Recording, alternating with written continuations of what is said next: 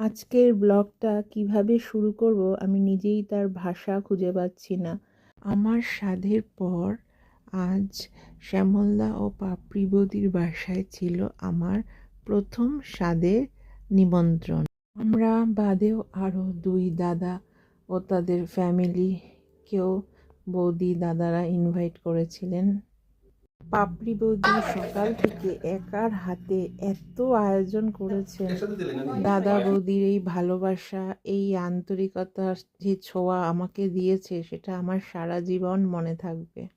দেশে থাকলেও মনে হয় এরকম ভালোবাসা পেতাম না। পোলাও, সাদা রাইস, 7 রকমের ভাজি, ডিম, চচ্চড়ি, মাছ, মাংস, মিষ্টি, কচুরি, কি না ছিল মেনুতে।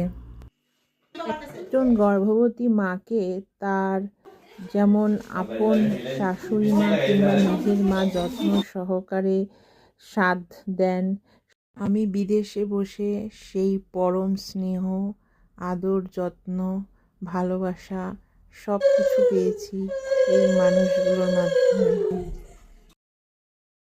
আশা করছি আজকের এই ব্লগটা আপনাদের সকলের খুব ভালো লাগবে।